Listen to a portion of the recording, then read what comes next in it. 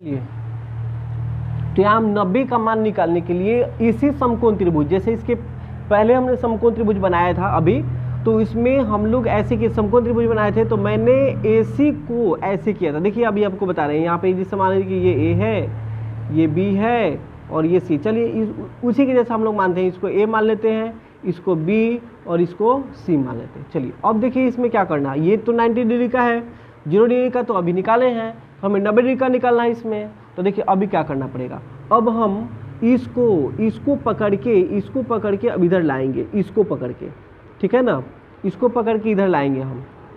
इधर लाएंगे तो ये वाला जो एंगल होगा, ये वाला जब जैसे कि ये आएगा, तो अब देखिए AC का मान, यहाँ पे कोण B तो 90 डिग्री है ही, कोण B 90 डिग्री है, ये आपको याद रखना है। अब AC को पकड़ के ऐसे लाना है इसको, देखिए कैसे, यहाँ पे जैसे कि ये इस वाले को यानी कि AC को पकड़ के और हमें इसको पकड़ के यहाँ पे लाएंगे, तो ये कोण ये जो AC होगा वो AB पे इसी पे आ जाएगा, जो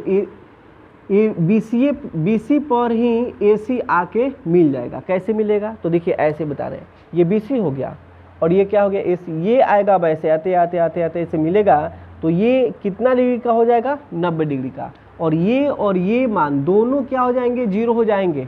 ये और ये, सॉरी ये तो 0 नहीं, ये 0 होगा, BC अब 0 हो जाएगा। पहले BC 0 यहाँ हो रहा था, लेकिन अब AB पे 0 हो जाएगा, तो यहाँ पे AB जो होगा वो 0 हो जाएगा और AC AB के बराबर होगा। क्यों होगा, क्योंकि AC इस पे जाके मिल रहा है, ये इस पे आके सट जा रहा है, ये इस पे जाके सटेगा, तो ये इसके मान के बराबर हो जाएगा।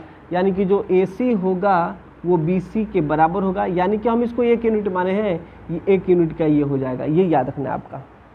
चलिए अब हम इसमें आसानी से मान निकाल सकते हैं, सभी किसी का मान निकाल सकते हैं, जैसे कि sin 0 का मान निकालना है। चलिए sin 0 नहीं 90, अब यहाँ पे 90 डिग्री का हम मान निकालेंगे, तो sin थीटा का फॉर्मूला क्या होता है, वही P/H होता है। अब इसमें P कौन है भाई, तो P देखो यहाँ P कौन है, तो P कौन हो जाएगा इसमें, तो यहाँ पे sin 90, तो ये हो जाएगा, ये क्या हो जाएगा, P/H होता है, तो P का मान यहाँ 1, क्योंकि एंगल यही है, इसी के समानांतर हम लोग चलना है, ठीक है, क्योंकि ये A ही आया है इस पे, तो B A के बराबर हो गया, तो याद रखना आपको।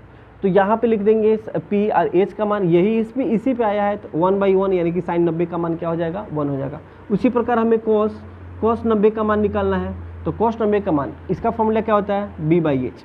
चलिए तो B/H होता है, तो B इसमें कौन है जी, तो B यही ना है, B यही है, तो B ये क्या हो गया, AB क्या हो गया है, AB 0 हो गया है, तो यहाँ पे 0 और H का मान क्या भरेंगे, H का मान वही 1 इस पे आ गया है, तो 0/something 0, यानी कि cos 90 का मान 0। उसी प्रकार हम लोग क्या निकालते हैं, tan 90, तो tan 90 tan थीटा का फॉर्मूला क्या होता है, P/B, P इसमें कौन है, वही BC, तो BC का मान कितना है, 1, ठीक है। अब B का मान यानी कि AB, और AB का मान क्या है, 0, और कुछ भी 0 मिलकर क्या होता है, अनंत, इसलिए tan 90 का मान क्या हो जाएगा, अनंत हो जाएगा। इस टाइप का आपका वीडियो कहीं नहीं मिलने वाला है, और बिल्कुल स्किप करके देखिए मत इसको, ठीक है। यदि स्किप किए होंगे तो इसे फिर से देखिए, तभी समझ में आएगा, नहीं तो आपको समझ में नहीं आएगा, ठीक है।